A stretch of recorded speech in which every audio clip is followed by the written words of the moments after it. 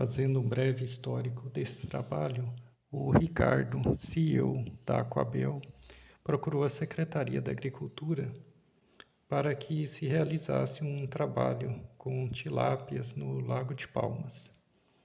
A secretaria foi procurada pela capilaridade que ela tem dentro do estado. E a secretaria rapidamente comprou a ideia, uma ideia muito boa, principalmente porque o objetivo era nortear os futuros projetos que seriam implantados com tanques-redes utilizando tilápia no estado. A secretaria procurou a Prefeitura de Brejinho de Nazaré, a Embrapa, o Ruraltim, Senar, a Aquacem com seus parceiros, a Aquacem porque ela já tem experiência com tanques-redes no Rio Tocantins, em Serra da Mesa, procurou os psicultores do Parque Aquícola de Brejinho de Nazaré e foi feito também um trabalho para que ocorressem emendas parlamentares para financiar esse trabalho. E através desses parceiros todos extremamente importantes e cada um na sua especialidade, foi feito um trabalho muito bom, muito criterioso, e o Senar fez um trabalho muito bom de assistência técnica, o Ruraltins, a Embrapa acompanhando de perto para que tivesse todo o critério possível. A Aquacem fez um trabalho muito bonito, os deputados com emendas parlamentares, os psicultores com o trabalho de ficar no dia a dia fazendo alimentação e manejo e o apoio dado pela Prefeitura de Brejinho. Então foi um trabalho muito criterioso, cada entidade com a sua expertise norteou esse trabalho para que tivesse o sucesso que será apresentado hoje.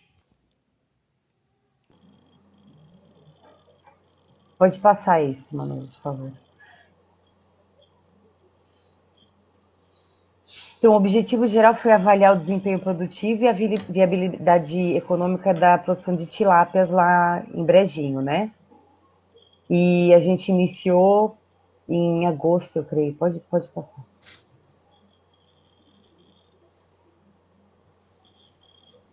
Então, o registro dos parâmetros zootécnicos e ambientais. Então, a gente registrou para a parte de desempenho, o consumo de ração, ganho em peso, a biomassa final, a conversão alimentar e a sobrevivência. E a qualidade de água é o que eu disse, né, que é a sonda média. A temperatura, oxigênio, pH, condutividade, turbidez, clorofila e sólidos totais. Período de coleta, né, a gente iniciou dia 26 de agosto, que foi o povoamento, e foi até 29 de março de 2020. Mais para frente tem um quadrinho que mostra direitinho as datas, né? As unidades de cultivo, que é importante dizer, são 10 tanques rede. Eu tinha falado 12, mas a gente considerou para análise 10 tanques, tá? De 4 por 4 por 4, né? Que dá uma cubagem útil, né? Um volume útil de 57,6 metros cúbicos. Então, a fase de recria iniciou em dia 26 de agosto, né, com 20 milheiros de tilápia, com, em média, 1,5 gramas, fornecidos pela Aquabel. Aí a gente distribuiu em 5 tanques rede, providos de berçários com malha de 8 milímetros. Aí a gente vai passar, aqui são algumas imagens das biometrias, né? As biometrias nessa fase inicial, elas eram feitas semanalmente, com toda a equipe participando, né? Tá o pessoal aí da associação, o pessoal da Embrapa, enfim, do Senar. E aí a gente passava, assim, todo dia, a alimentação diária, eles tiravam foto para a gente, passava para a gente e a gente ajustava a ração conforme os pesos que eles nos forneciam. A fase de engorda, né, iniciou no dia 28/10, quando os peixes atingiram por volta de 100 gramas. A gente poderia ter antecipado um pouco essa vacinação, mas não foi possível por várias questões logísticas, né? E aí, nesse dia, eles foram vacinados, classificados em pequenos, grandes, só 2 tamanhos, meio que a olho mesmo, e divididos em 10 tanques rede. Aí a densidade utilizada foi cerca de 45 quilos por metro cúbico, é um pouco abaixo do que se utiliza no setor, porque como era um experimento pioneiro, a gente não podia ter risco de erro, né? E alta densidade tem mais riscos, então a gente optou por uma densidade um pouco menor e os tanques rede também eram mais fundos, né? Aí aqui a gente vê as imagens, né, da vacinação. Foi muito interessante para os produtores aprenderem essa técnica, né? Para a gente também é algo novo aqui no Tocantins, ninguém tinha participado de algo assim. Foi muito interessante.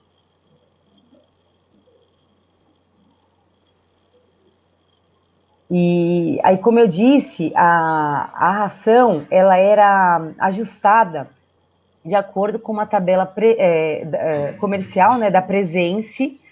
Então, o pessoal da Aquazen, que é lá de Serra da Mesa, eles usam, vendem, né, a ração Presense, a Presense que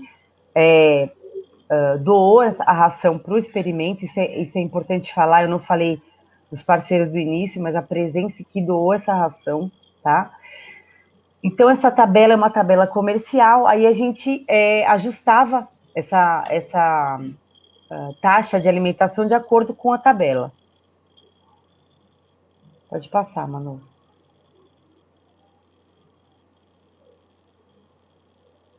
Aqui é muito interessante, são os dados de qualidade de água, como vocês podem ver, ali, ó, 17,41, 17,51, 18, a sonda, ela coleta os dados a cada 10 minutos, né? Então, a gente já pode notar aí, temperatura e oxigênio, né? Altíssima temperatura, né? Ótimo para a produção de tilápias aí, nesse caso, 26/9 em setembro, desculpa, final de setembro, seca, né? Alta temperatura, oxigênio também bom, né? Altos níveis de oxigênio. Aí algumas imagens da despesca. Aí no final, quando a gente começar a conversar a respeito das dúvidas, né? É muito importante, o Manuel vai falar um pouquinho também, mas quando a gente vai pensar em mercado, né? Quando vai chegando no fim do ciclo, começa a preocupação, porque existe desuniformidade do lote, né? E hoje o mercado já está querendo um peixe de 1,1 kg, por causa do filé e tal, né?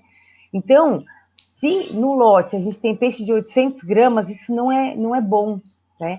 Então, talvez uma classificação com 500 gramas, para a gente saber direitinho os peixes maiores e peixes menores, seria desejável, porque esse final, o pessoal da associação pode dizer, foi um pouco estressante por causa disso. O mercado queria peixe de 1 kg, mas tinha 850 gramas. Então, complicado. Pode passar, Manuel. Os resultados, tá? Falar um pouquinho dos resultados zootécnicos que a gente teve. Aqui, só um gráfico de qualidade de água, né? Mostrando a temperatura bem alta e oxigênio em níveis ótimos para a produção de peixe. Aí eu vou falar um pouquinho dos parâmetros, a curva de crescimento. Olha lá, pessoal, aqui, essa linha laranja de baixo é a curva esperada, porque como para tilápia a gente já tem muito estudo, as indústrias de ração, elas já têm as curvas esperadas de crescimento, né? Então, quanto que vai crescer ao longo do período e ao longo em quanto tempo, né? Então, pode ver aqui, a linha laranja é a curva esperada e a linha azul é a que nós obtivemos. Então, nós conseguimos resultados acima do esperado para a tilápia lá em Brejinho de Nazaré.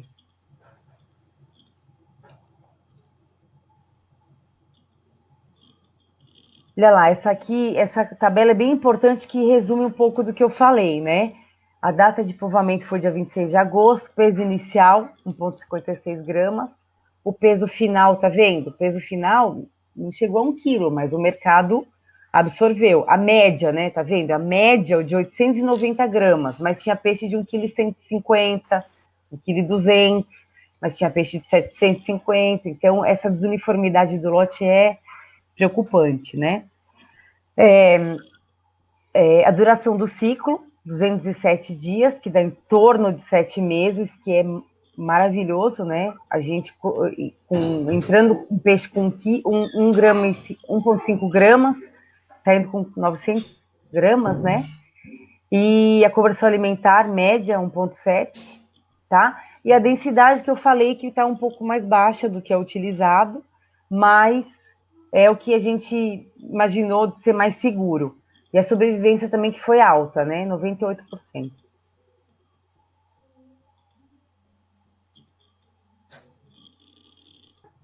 Agora eu vou passar a palavra para o Manuel, que ele vai falar um pouco sobre a parte econômica, tá bom? Ok, Flávia, obrigado.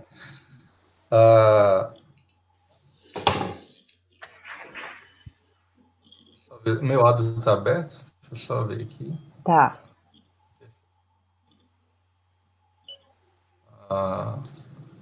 Bom, com base nos dados zootécnicos que a Flávia acabou de apresentar, a gente começou a levantar todos os itens do custo de produção total, né, desse cultivo.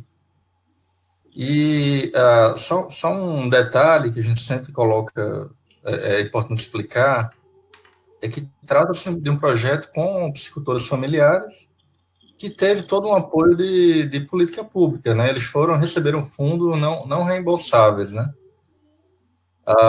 Então, desde a área em terra, até a aquisição dos tanques-redes, balsa, ração, alevino, vacina, tudo isso foi doado através de prefeitura, emenda parlamentar e dos parceiros, né, que a Flávia já citou aí, a Calbel, Presense, entre outros. Então, para a gente compor o custo de produção, a gente teve que considerar que todos esses itens, eles têm um valor, um custo. Então, a gente atribui o custo para todos, né? Já que eles, de fato, não pagaram por isso.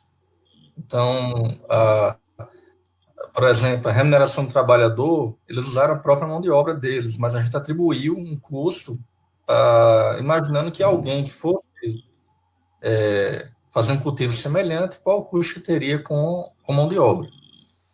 Então, um outro custo que a gente teve também foi a aquisição da alevino. Aí também é uma coisa importante, vocês estão vendo que, em percentual, os alevinos representaram 5,8% do custo total.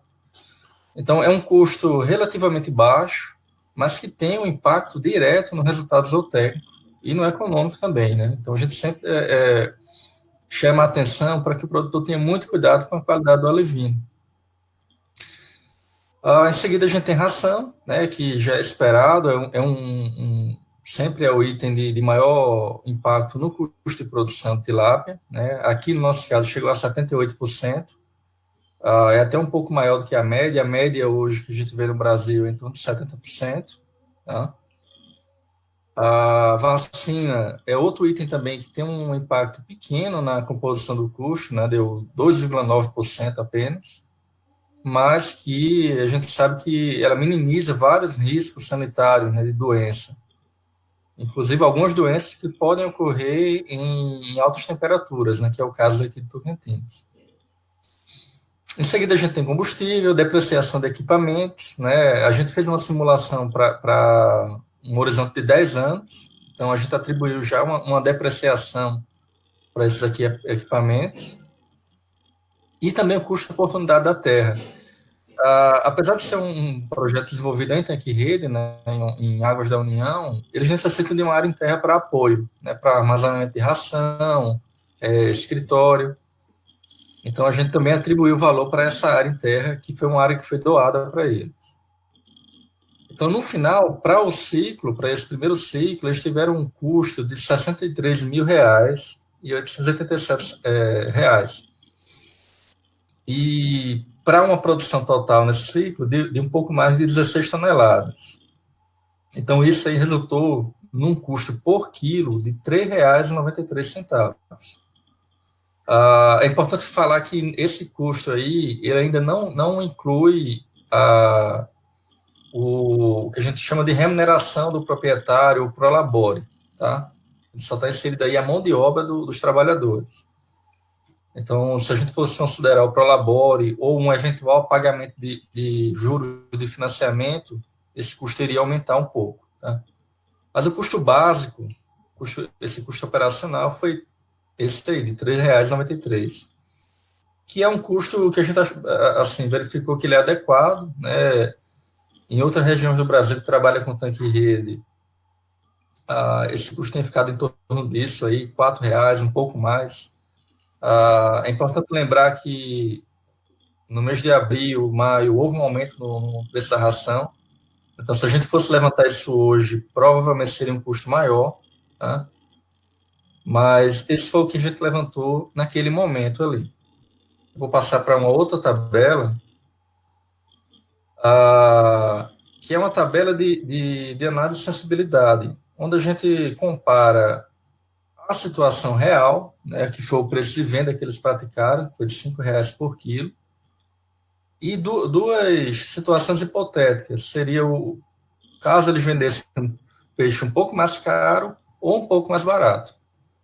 Então, essa coluna do meio, que está marcada em laranja, permite que a gente tenha a taxa interna de retorno, né, que é um indicador importante, que mostra a remuneração, e ficou em torno de 19%. Né? Então, de tudo que foi investido, eles teriam esse retorno aí. É um retorno interessante, mas a gente vê que o preço do peixe tem impacto direto.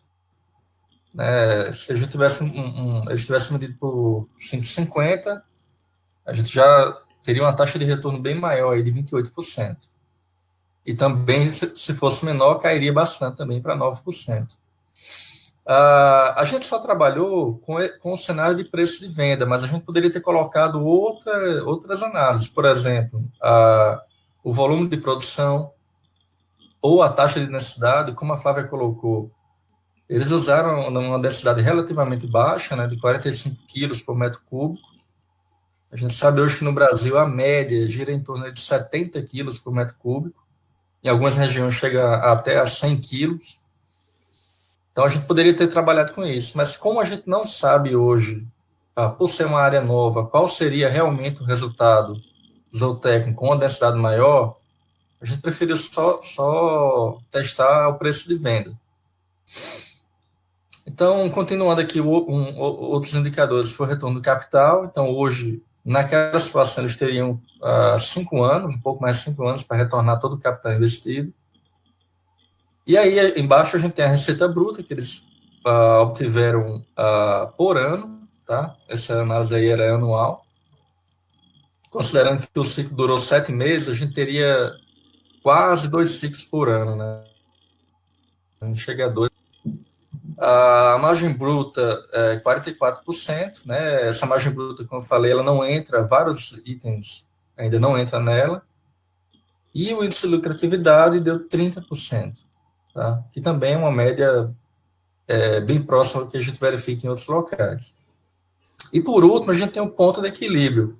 E o que é? O ponto de equilíbrio é aquele volume mínimo necessário para viabilizar um projeto naquelas condições. Então, hoje, para aquela realidade deles, o mínimo seria uma produção de 22 toneladas por ano. Tá?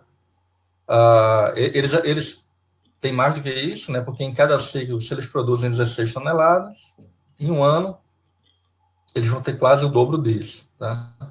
Então, mas é importante isso aí para que outros produtores tenham ideia de qual é o volume mínimo, a escala mínima para se começar nessa atividade aqui na nossa região. Okay? Então, essas foram as análises econômicas que nós fizemos. É importante colocar que foi um primeiro cultivo que a gente acompanhou. A gente já vem acompanhando outros cultivos, até com uma escala um pouco maior, e a ideia é que com essas outras informações a gente valide isso e chegue a uma informação mais real da produção de tilápia no Lago de Palmas. Ok?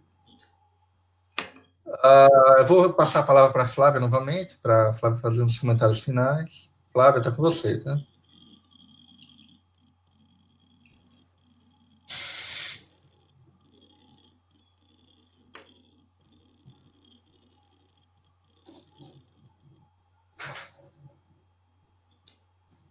Flávia, liga o microfone, por favor. Flávia, teu microfone está desligado. Oi, pessoal.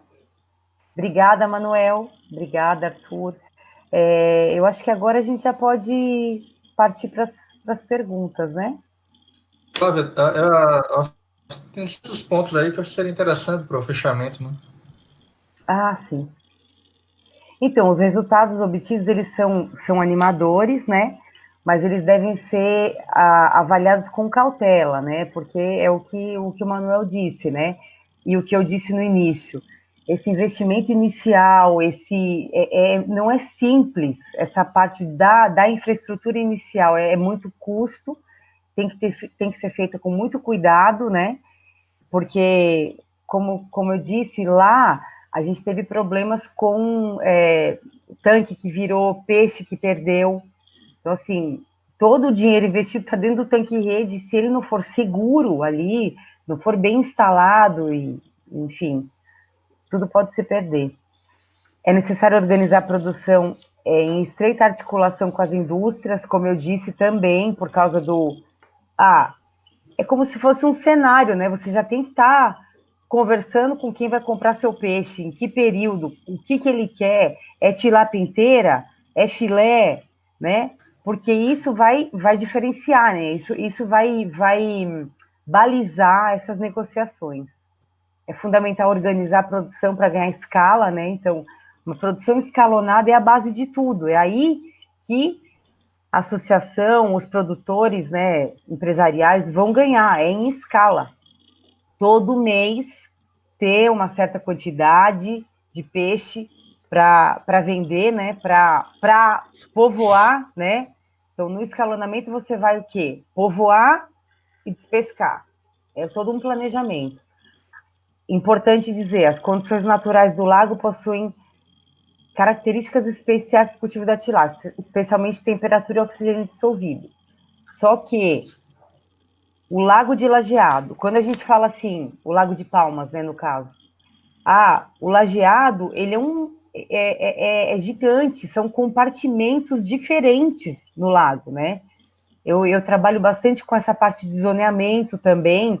Então, assim, a gente vê que não tem como a gente tratar o lago de uma forma só, né? Então, a gente vê, por exemplo, Parque Aquícola Sucupira, Parque Aquícola Miracema Lajeado, Parque Aquícola Brejinho de Nazaré, são completamente diferentes. Corrente, profundidade, os aportes difusos, né? Muitas vezes você está perto de lavoura, perto de uma estação de tratamento de esgoto, perto de captação de água, né? Então, lá em Brejinho, a condição é meio rio, né? Então, na época de chuva, a água fica muito barrenta. A gente teve problema com toco, por exemplo, tocos de madeira que entraram dentro dos tanques rede. A linha, ela, entre aspas, andou 100 metros. Então, esse tipo de coisa tem que ser levado em consideração na hora do planejamento, sabe? Eu creio que eu terminei por aqui, e aí a gente está aqui disponível para tirar dúvida de vocês, tá? Obrigada pela atenção, obrigada a todos. Ok. Obrigado, Flávia. A Flávia apresentou tão bem, e o Manuel também, né, foi tão esclarecedor, que a maioria dos questionamentos que haviam sido colocados foram respondidos. Então, assim, pelo tempo que houve e pela qualidade da apresentação, vocês solucionaram quase todos os questionamentos. Ficaram aqui poucas perguntas. Um detalhe que a Flávia falou sobre a sonda, essa sonda que é importantíssima de monitoramento da qualidade de água. Se entrando na página da Agrotins, tem uma palestra sobre ela, que é feita pela Embrapa também. Um trabalho muito legal, muito bonito, feito pela Embrapa. Dá uma olhada na página da Embrapa, que tem muita coisa legal. Na página da Agrotins também tem muita coisa sobre piscicultura, está bem diversificado. A pergunta: como está o trabalho de vocês no Parque do Sucupira? Quando que vão ter resultados? Um produtor aqui está perguntando. Oi. Sucupira. O sucupira é o seguinte, a gente já terminou o cultivo experimental com o tambaqui.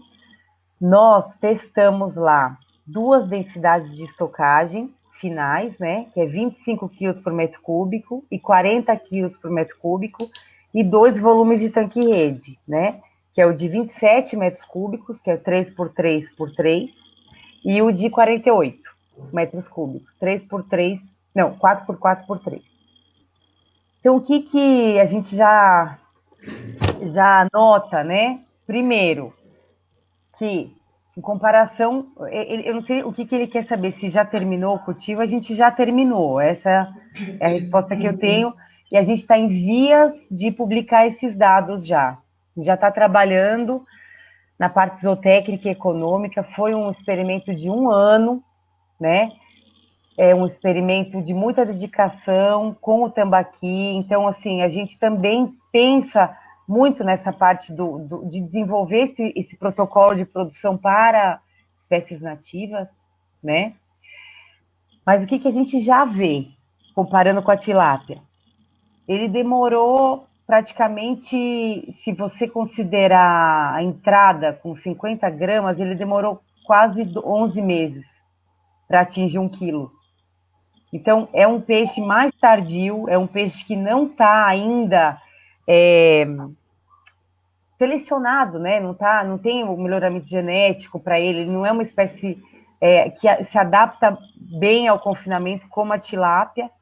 As rações para peixe redondo ainda não estão muito bem desenvolvidas. A gente pode ver que tem rações para peixe redondo. Não é para o tambaqui, não é para o pacu, é para peixe redondo, é uma ração genérica, né?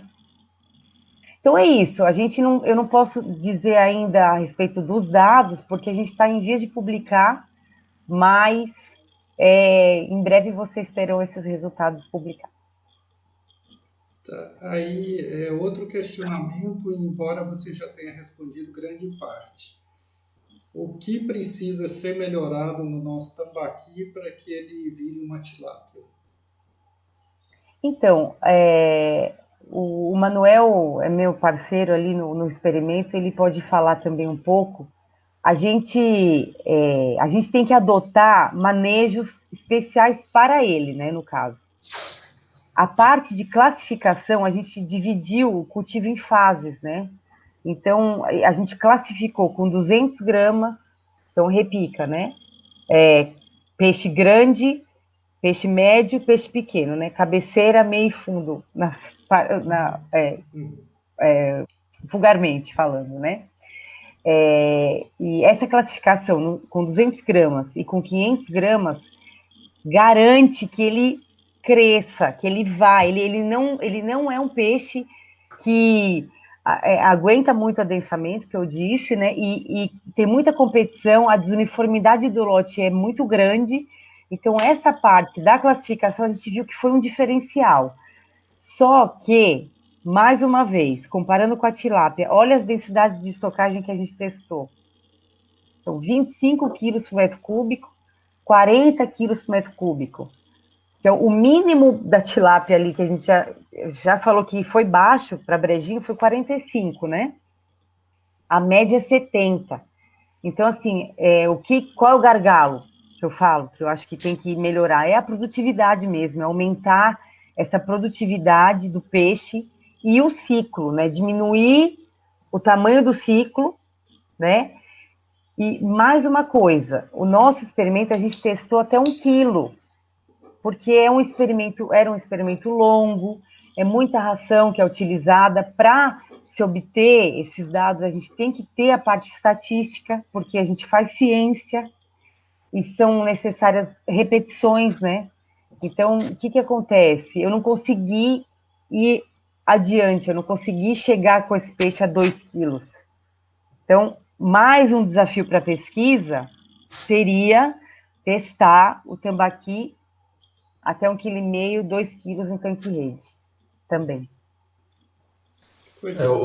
Flávia, Só para complementar, Arthur, o que a Flávia falou, assim, é bom lembrar também que a gente está falando de duas espécies, um nível de melhoramento genético muito diferente, né? Muito. A tilápia que é trabalhada hoje em tanque-rede são linhagens melhoradas há décadas, né? E o tambaqui que a gente está testando em tanque-rede é praticamente quase que uma espécie selvagem ainda, né? Com pouquíssimo melhoramento. E é um sistema muito intensivo. Então, assim, você está trabalhando com uma espécie que quase não tem melhoramento, o tambaqui. A ração, por exemplo, é um elemento também que precisa ser trabalhado ainda, a questão de nutrição, né? Uma coisa é você trabalhar com tambaqui em vira escavado, outra em tanque-rede, É, densidade mais elevada, um nível de intensidade muito maior. Então, o que a gente está vem fazendo agora na sucupira é importante para identificar esses gargalos, é. indicar onde a pesquisa tem que atacar no tambaqui em tanque-rede, né? Como a Flávia falou, a produtividade dele ainda tem alguns problemas que acabam elevando o custo de produção do tambaqui em tanque-rede. Com certeza o custo é maior do que a tilápia. Isso aí é claro, quem já trabalhou com tambaqui sabe disso. Em tanque-rede, né? Mas a gente vai conseguir indicar esses caminhos aí para se trabalhar o tambaqui em tanque-rede e viabilizar a produção dele. Uma forma de, como que eu posso dizer, valorizar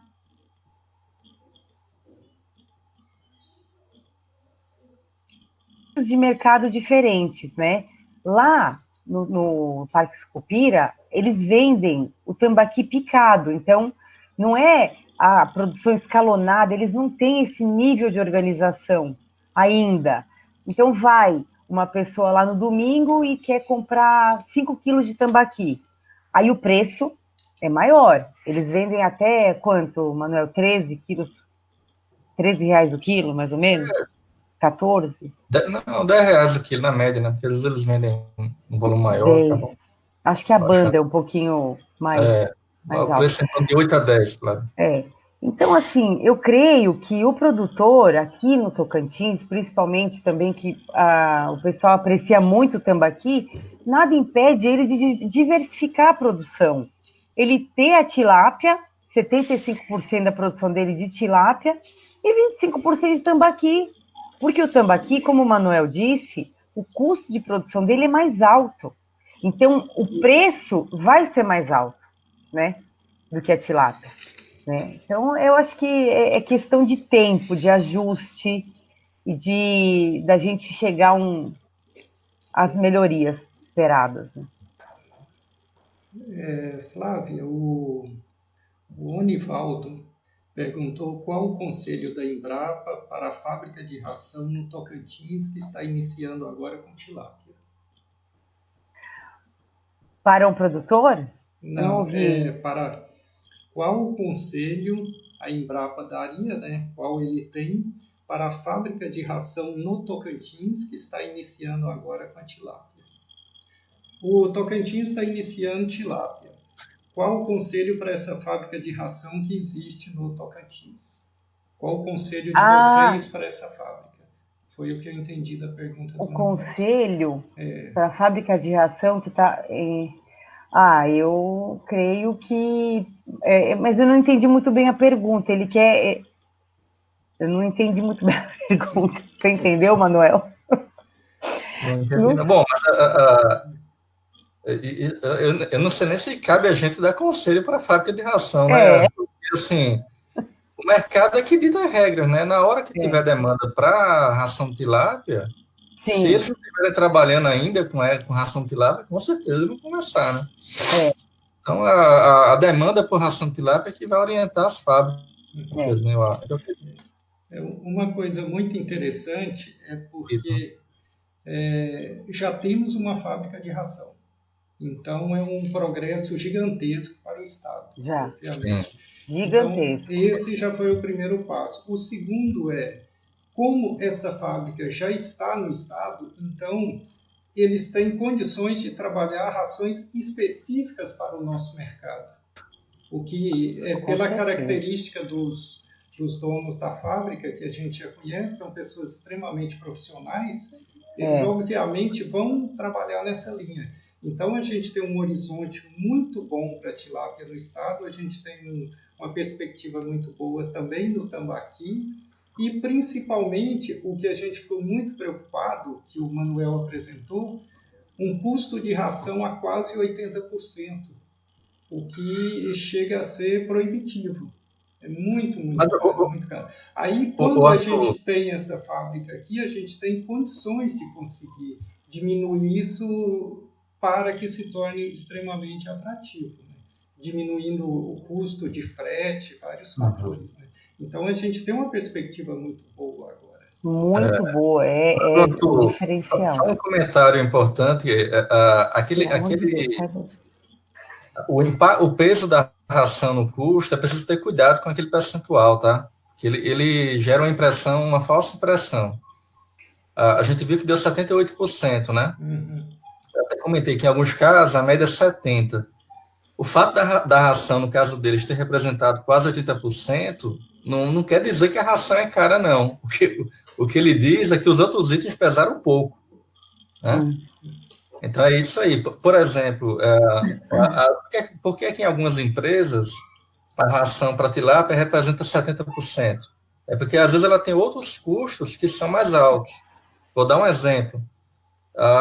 Em algumas pisciculturas, no Nordeste a gente já viu, e em outras regiões do Brasil também, além da mão de obra para cuidar do empreendimento, o cara tem que pagar vigilância para a empresa, segurança mesmo, né, para vigiar.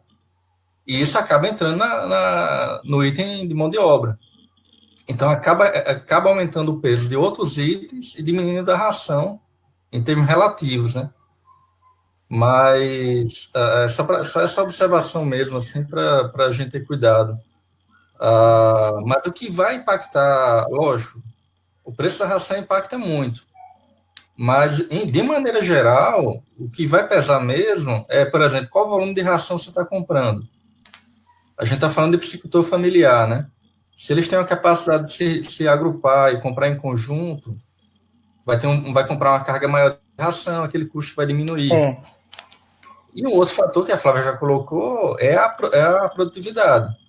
E aí, um item importante ali é você olhar a conversão alimentar. No caso deles, deu 1,74, que é uma conversão boa. Mas se você diminui aquilo ali para 1,6, já dá uma diferença no econômico brutal. Brutal. Tá vendo, Flávio? É por isso que o Manuel é meu ídolo. Olha a explicação, o nível. Eu olho um detalhe e ele me dá todo o universo. Viu? Por isso que a gente chama o Manuel. Olha, tem que chamar o Manuel mesmo. Ele é o cara. A visão do economista é diferente do zootecnista, viu? É o Manuel. Obrigado, Manuel. Obrigado. Complementar. Aqui os questionamentos foram terminados. Vocês realmente foram brilhantes nas explanações, tiraram todas as dúvidas que eles haviam colocado, né, que os produtores e técnicos haviam colocado, e foi muito, muito bom mesmo. Avisando que esse vídeo, essa live está sendo gravada e vai ficar na página da AgroTeams para posteriores visualizações. E, com certeza, com o nível de esclarecimento que foi feito hoje, essa divulgação vai ser muito, muito grande, porque foi muito, muito tranquila. A colocação da Flávia foi muito boa, o tempo foi muito tranquilo, então deu para tirar todas as dúvidas.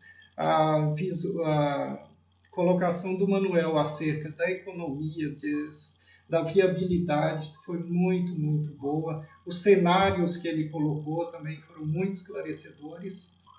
Eu só tenho que enaltecer o que vocês fizeram. Foi um trabalho muito, muito bonito. O que vocês fizeram foi muito tranquilo.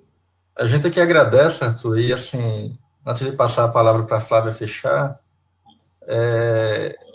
eu acho que tem dado certo por causa da parceria. Tá? Isso aí é bem importante, não é só jogar palavras ao vento, não. Realmente, essa experiência de Brejinha foi um exemplo de sucesso de parceria envolvendo entidades públicas, né, locais, né, estaduais e federais, e o setor privado.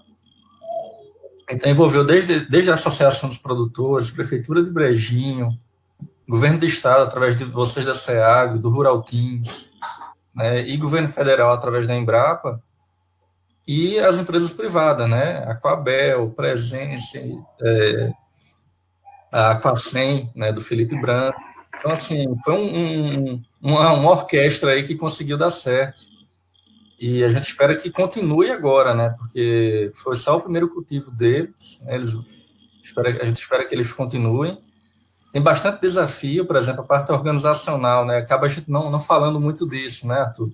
Uhum. Como eles se organizam, e é uma coisa complexa, né, essa questão do associativismo não é fácil. Então, o Senar tem feito um trabalho super importante nesse sentido. Então, é isso aí. Eu acho que tem tudo para dar certo, né? Tem muito desafio, mas a gente aproveita aqui para agradecer também pela oportunidade que vocês estão dando para a gente apresentar esses resultados aqui, tá? Obrigado mesmo. Flávia, seu fechamento, por favor. Eu também queria agradecer pela oportunidade e dizer, né, reafirmar as palavras do Manuel. É a Embrapa que está aqui apresentando, mas foi feito um trabalho realmente conjunto. O papel do Senar também foi imprescindível com a Letícia lá no parque, passando as informações para a gente, gerando esses dados. Eu acho que, assim, a gente tem que continuar nessa linha e agora começar a fazer coisas mais focadas, né? No caso, densidades de estocagem, testar outras densidades de estocagem, manejos de classificação, taxas de alimentação, novas rações, né? Tamanhos de tanque, é circular, é quadrado, é grande, é pequeno. Agora é ir ajustando as tecnologias disponíveis, né, e desenvolvendo novas para a gente conseguir fazer com que a tilápia se desenvolva mesmo no estado. Essa questão que o Arthur disse a respeito da fábrica de ração, né, eles são parceiros também da Embrapa, são pessoas muito comprometidas com o setor e eu acho que essa parceria tá surgindo de forma bem adequada e a gente vai atingir o que a gente quer aqui no estado, se Deus quiser. É isso, queria agradecer. Obrigada por tudo. Tem um folder, viu, Arthur? Eu não sei como que a gente poderia disponibilizar o folder de boas práticas de tilápia que a gente elaborou. Não sei se eu disponibilizo o link lá no site da Agrotins. Acho que seria importante disponibilizar. Me passa ele depois que a gente coloca lá na página da Grotins. Tá bem Tá. tranquilo. Aí a gente disponibiliza lá. Só um detalhezinho, nós temos aqui o Rubem Amorim, lá de Recife. Olha, meu conterrâneo. Lá de Recife. Rubem Amorim, engenheiro de pesca. Bem-vindo, Rubem, assistindo a gente aqui. Obrigado à Embrapa, obrigado a todos os parceiros que fizeram esse trabalho maravilhoso. E como disse a Flávia, esse é só o primeiro, né, Flávia? A gente ainda tem a segunda etapa, a terceira etapa, a quarta etapa e ad eterno, que a piscicultura nunca para. E todos podem adentrar a página da Agrotins, a gente vai continuar com a Agrotins 2020 até dia 26. E tem muito material novo sendo colocado lá dentro do campo de conhecimento. Então, as pessoas que quiserem saber sobre piscicultura, sobre o agronegócio, continuem acessando a página da Agrotins. Obrigado, Manuel. Obrigado, Flávio. Obrigada. Tchau, gente. Tchau.